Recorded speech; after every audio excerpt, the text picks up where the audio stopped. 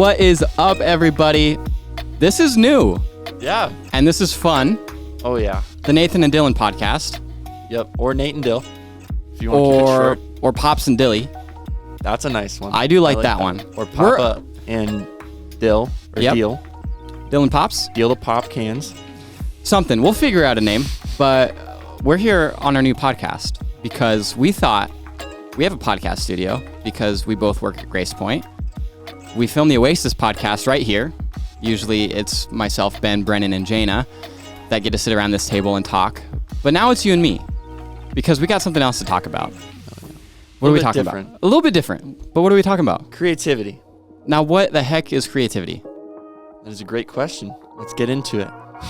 That is the perfect intro roll. So why we're here is we're both creatives, you could say. Yeah. Professional, going to school creative, halfway self-taught YouTube University creative. Just kind of figure it out as you go, you know. Props to YouTube. Yep. Shout out. Both of us. Shout out YouTube. But yeah, we're figuring it out. We're stepping into what it looks like to bring creativity back into the church, and I think that's one of you and I's, big passions of what we're doing here. So yeah, what's creativity like to you? What got you into it? Like, what's that look like?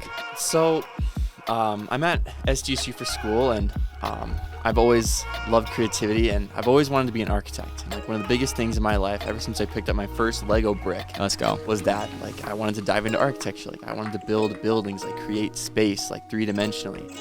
And so, going to school, often our dreams are a little bit different than we thought. Yep. Like my entire life planning on going to architecture school. Went to architecture school for 2 years, and all of a sudden I just felt drained. Like I just started treating architecture like a job. Like this one class I was spending 20 hours in the studio for. That's horrible. And it drained me so much. And so over the summer I talked to my advisor and switched to graphic design. Not sure that was something that I wanted to do. Yeah. But just something that I felt like I needed to do for my own soul and restful state. Mm-hmm. And so I switched over to graphic design. And I started to realize that there's so many different ways to create space. Yeah. And so this aspect of creativity, yes, it's something on a page, something on what you make up, but it's also this huge idea of space and what's created from things on the wall or paintings. And so, yeah, there's just so many different aspects to it. But creativity is just the bond of all things. Everyone creates and reflects the creator in their own way. That's so good. And so now as we're coming up into the church in creativity, like that looks totally different. That I know I can speak for you and me that we desire to see creativity brought back into the church, that we look back to things like the Sistine Chapel or like any old cathedral where it's like architecture, like creative art, like tons of stuff where the place was decorated. Like you look back to the story of the tabernacle, that the tabernacle was this ornate, like absolutely beautiful, that God gave his Holy Spirit to two guys to literally create good things, to beautify and to ordain the tabernacle, which is so cool that they were given the Holy Spirit to literally create art for God's temple in a time where Jesus, of course, had not yet come, that he had not yet died and rose from the dead to be able to send the Holy Spirit, as the Father sends the Spirit, the Son, and the Son sends the Spirit. There we go. That had not happened yet. That we are just figuring out what the Israelites are starting to do to encounter God, and that was through the temple. That was the physical space in which God dwelt among them, looking down on the Ark of the Covenant, in which he was seated in that time, which is so cool. And so, with our desire to bring creativity back into the church, what are we going to do with that? What comes with creativity in the church? What does that even look like? That's so good. So one of the things I look at is, a little bit to add on what you said too a little bit, but the aspect of how churches like Gothic cathedrals, the Sistine Chapel, how they were built with pews, long pews, where everyone would sit together in rows and kind of reflect the dynamics of a boat where we're all on this journey and we all are in this together and we're all moving forward, and I think and I believe it kind of relates back to Noah's Ark, kind of reflection of that. We have this promise and we continue to go. What? I forgot your question. I didn't even listen. What's creativity in the church? Creativity in the church. So obviously nowadays it's a little bit different. I would say, in my personal opinion, architecture has lacked quite a bit. For and sure. I just think that as people, as a group of Christianity, we've kind of, and like even the world, because most architecture are not Christian. Like I feel like that's just a lot of professions, that's how it is. But they don't really seek the aspect of beautifying God in the process of making that building. Yeah. And so we as creatives in the church, I feel like it's moved towards a digital dynamic. And so like whether it be sermon graphics, which everyone is doing nowadays, whether it's just something simple or dynamic. And so, Totally. Yeah, digital format, dude. Yeah, and I think even too, because I think as the church has fallen off in its time of creativity, that it's really only leaned on the form of music creativity, on the creation of song, that is something that we have held very close to as our main form of worship throughout time, that we've kind of just stuck on and held to that as we've seen the rise of the worship leader. But also by holding on to that, we've kind of let go of everything else. And I think you and me can both agree that it's time to grab back on to more things that we can do music really well. But it's also what goes along with that how can we create excellence in every single space, and in every place that we can touch, that all forms of art give evidence to the Creator. That the naturalistic world, the humanistic world that says that we evolved from teeny tiny molecules or apes or whatever, that leaves no room to explain the spiritual sense that and understanding that you get through experiencing art. That you go and look at the Mona Lisa and you say, oh, that is so beautiful. Well, why? What about you says that's beautiful? What happens in your heart, in your soul, in your mind when you look at something like that and partake in just the revelation of, dude, what is this doing in my heart? What's this doing in my soul? Like, what story is this telling me? And I think it's also because we've lost the art of storytelling in the church. I know that's something that we focus on, people are going to remember stories, not discussion points. So if you tell a good story, I guarantee you someone's going to remember that. But yeah, I just think like there's so many different ways to tell a story. You can tell a story through a song. You can tell a story through the way that you speak. You can tell a story through a picture. A picture is worth 1,000 words. And I think you can tell a story through videography. Like you can literally make a film, and that's what some churches are starting to do, and it is amazing that they are going like way beyond what a normal, not to say unnormal, but like a regular church would do. That someone who's focused, who has the resources and the time to go out and create a film that tells a story that can greatly impact someone and show them the love and mercy and grace that God has and desires to give, and tell the story of the gospel in a new and refreshing way, to see a new move of the Spirit to work through that. Like, that is so awesome. It's so good. So let's jump back what does excellency mean? We touched on that a little bit. Let's kind of dive into that a little bit. Yeah, for sure. For excellency, the way that I see it is like, as being the creatives, we should also be the first people to take a step back, that we don't desire to be noticed because of our work. At least that should be the goal, that, we don't desire recognition that we can, wear all black and stand at the back of the sanctuary while other people get to experience.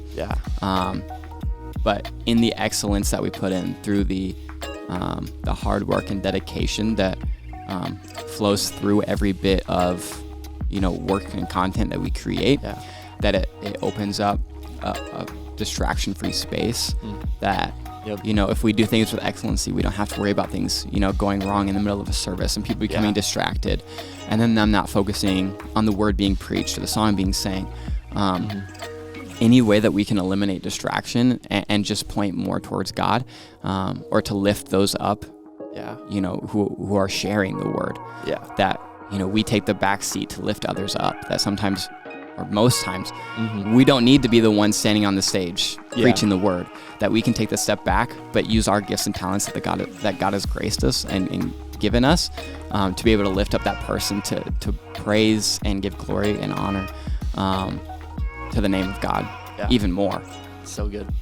Yeah, because I even like to add on, like, because I feel like before I really dove into creativity, I really fought with like excellency and like why is graphic design so important. And so I like to relate it to this advertisement I saw, or like we kind of studied in one of my classes. It was a Toyota, I don't know if I should say that, but it was a car commercial. We'll start with that. And so it was this white pickup truck. Yeah. And it was like, had Japanese writing all over it. It was a Japanese commercial aimed towards the Japanese. And so this aspect of excellency is to not distract. And like the main concourse, whatever word, main point of it. Yeah. But the aspect, I hit the mic, but this, like the white pickup truck, well, white in Japanese represents death. That's and weird. So to represent this pickup truck that you're trying to sell, to say that it is so great and sell it to this culture that relates white to death. Yeah. That's just, you're missing a social cue. That's kind of big. Excellency. Yeah. So that's kind of somewhat I like to relate it to within that's the so church, good. you know, where there's no distractions. Yeah, that's super good. And okay, so we've made it this far. Let's talk about the person that isn't a creative, that isn't gifted in art. What does creation look like for them? That's a good question. So the statement I like to use is that creativity, or we all reflect our creator in some way. Yeah. And usually that happens a lot by creation, because one of the first things we're told, I think it is the first thing. Yeah. Second first thing. character. Yeah, first characteristic. But the first thing we're told about God is that he's God. Yeah. And then we're told that he creates. And so out of being made in his own image, we all create in some way. Yeah. And so, yeah, like, I guess I haven't really worded it a lot before, but it's like the aspect of like, even in school, like you're like you're creating content, you're writing papers, creating content, you're formulating mathematical equations in your head and creating new numbers and creating new ways to figure out things. Totally. Yeah. I mean, take it back to the Genesis account, that the first thing that we see that God do is, of course, create. But out of that creation, we see him create order from disorder. Yeah. Which in this world, if you've ever been in a science class and learned about entropy, that the natural flow of things is from order to disorder. And to see the opposite of that from God, for God to take disorder and to make it order, is his act of creation. That he didn't create a beautiful painting, even though you could probably say that this world is one heck of a painting. A little one. Yeah, that he created order from disorder. And that no matter where you're at, that whatever you do, you get that opportunity. That we, as the Imago Dei, the image of God, made in the image of God, that we are image bearers, that we get to continue to create because he created, that we are creative because he is, that we get to take what is in disorder and bring it to order. And so in whatever area of life you're in, whether that's, school, work, whatever it is, what can you do to bring order from disorder? Yeah. Like if there's some craziness going on, which I know we got plenty of these days, like what can you do to bring order to that, and that be your act of creation?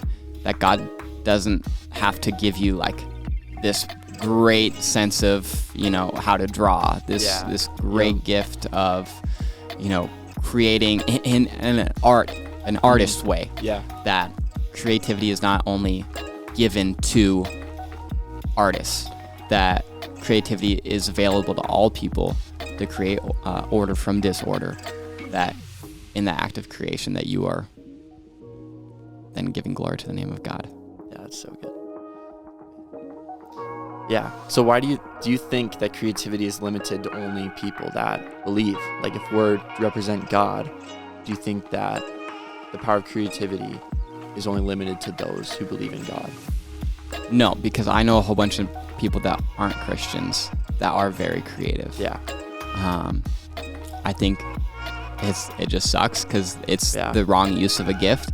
That if you aren't creating to give glory to God, then that's a gift that he's given you that you aren't using to give back to him. Yeah. Because we know that he is deserving of all worship, honor, and praise. And so to step in to a situation where people are creating art not for the glory of God, it's hard to wrestle with, because it's like, why are you creating, like, this is, you know, probably not something that you have a deep spiritual implication about, you know, something like that. But I mean, you look back, some of the first great artists, like we said, the Sistine Chapel, like they created out of their faith. Yeah. And so I think there's a huge benefit to that, to when people create out of their faith, that we see some incredible works happen, that we know that the Spirit is active and moving through that we know God has blessed that. So yeah. So we've talked a little bit about different forms of creativity. Yeah. We've talked about graphics, sermon series, For sure. different things like that. But what kind of, where I feel, and I would say that's even kind of in the past as of now, is those. So what would you say is like the new era of creativity in the church, or what do you think is the next step for it? Yeah, I think first of all, we need to get down the excellency. That is something that the church needs to focus on first, is make sure that we can produce all content with excellency. Because the thing that I consistently come back to when I think of what the church needs to do with creativity is it needs to do things well. That if we're going to be honest here, no one cares about the church down the corner. Like the people that live across the street from a church probably don't care about it if they're not, you know, a Christian, or don't actively attend that church even. They may even be a Christian but not actively attend it. And so if we can do well as a church to meet people where they're at, they're probably on their phone. Yeah. I hate to break it to you. Yeah. And as Christians, I think we quickly antagonize, if that's the right word, like the social media, the digital, like it's always like, oh, this sucks, you know, stuff like that. But we can't change that the people are there. And so we need to step up and meet people there. And I think by doing things with excellency, it makes people notice that someone may watch a video on Instagram, you say, or whatever, and be like, wow, that was done really well. And they take note of that. Or, you know, it's created in some way where it's memorable. And then that people can take away, oh, wait, that was done by the church across the street. Yeah. Like you start to take note of, oh, they're doing cool things over there. Like I might want to check that out. And so it moves people from a state of, you know, just not caring, to at least piquing interest, that they're like, I might want to see what's happening here, because what they did was really well. Yeah. But to go back into your question of what comes next, I think it just comes of how can we continue to step into what is new, and how can we continue to leverage what we are been given as an advancing society. That, like, even this morning, like you and I were talking about, that there's this church that's stepping into what it means to use like AR, augmented reality, in their church services, like insane, which is nuts. Or like even, you know, Life Church, like that new church in the metaverse, which is crazy. Like, but they're taking the gospel message into new places, which is sweet. And so, like, what can we continue to see come about that we can use well to justify sharing the gospel through it? So whether that's digital production, maybe it's, you know, filmmaking, storytelling, you know, photography, even little things like that, I think can really show what it means, you know, to share the gospel. That we can continue to encourage those who know Jesus. We can continue to reach those that don't know Jesus through those mediums, because it's not always people are just super eager and willing to just walk straight into a church by themselves, if they're curious. And so by putting ourselves out into the world more through the form of digital media, we get to already have a step in to their life, that they get to step in while feeling comfortable, and already kind of get to know an expectation of what is to come, that they can feel more comfortable stepping in, and be more willing and ready to accept, if that is where God has them, which is super cool. That's so good. That's so good. One of the questions that I had was where was it at? So like a lot of people, like where you say like, okay, we're moving into this digital age, and we're moving into, now I meet the people on their phones, and you just mentioned like a lot of people don't like that and stuff. Well, how do you respond to people saying, oh, the church is changing? Like we used to go knocking on people's doors to meet the people where they're at. Now we just go on their phones. And so Or are we still standing for the same thing that Christ stood if the church is ever changing? Yeah. No, that's super good. I think the thing with that is leave it to the church. Leave the creativity to the church. Like, of course, I'm going to say, like, if you got the gifts, go for it. Like, use whatever gift that God has given you to share the gospel. Like, if you're a good conversator, like, go talk to people. Go tell them about Jesus. Like, that should not stop. What we're doing digitally should not at all stop what we were doing before to fulfill the Great Commission. That we should still be continuing to go out, have conversations with people, ask people about their faith, ask what they believe, tell them about Jesus, share the gospel. That should not change at all. But what we do, like, through what we have, digitally, that is what should change and continue to grow. And we also need to not get stuck behind a desk.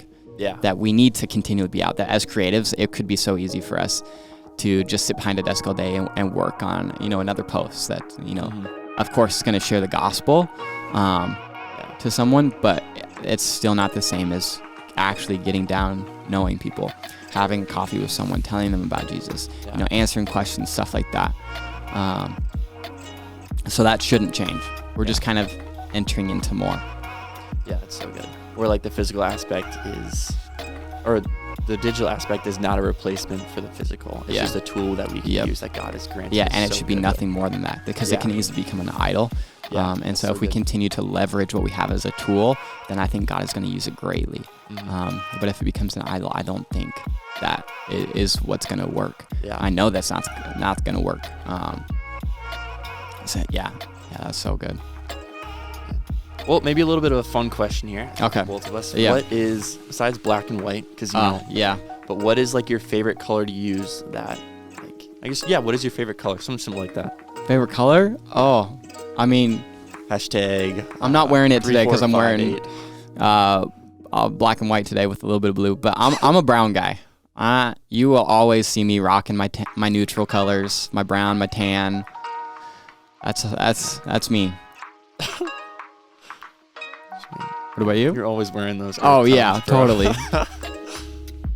I would probably say, man, it's hard without black and white. I know. I really have been digging this kind of like, it's kind of in between I don't even know what color it is. Kind of like a playful pink in a way, but it's playful not hot pink. It's not like a muted pink that you get with cotton candy. Not like pig? No. Oh. No, I don't mess with pigs. Oh, okay. Scary. Pink though, really? It's like a reddish pink. How about that? Kind of like Tootsie Rolls, like the fruit Tootsie Rolls. It's kind of like that. Okay. Red. Yeah. Okay. I think I got you. Yeah. Otherwise, it's always that yellow. Yeah. Yellow's nice. Yeah. Well, sweet. I think that's gonna do it for at least the first episode. We'll come back for more for sure. Oh yeah. We'll learn more. Oh yeah, we always got plenty to talk about. We just need to come down here and talk it out, because we just talk it out at the apartment or up at our desks. Yep. But anytime we got an idea, say it to the podcast room right now. Let's rock her out. It'll sprout. We'll plan it for a little bit. Yep. All right. Well, sweet. Thanks for watching. If you made it this far, we appreciate you. Keep creating. Keep creating for the glory of God. And see you next time. See you next time. Deuces.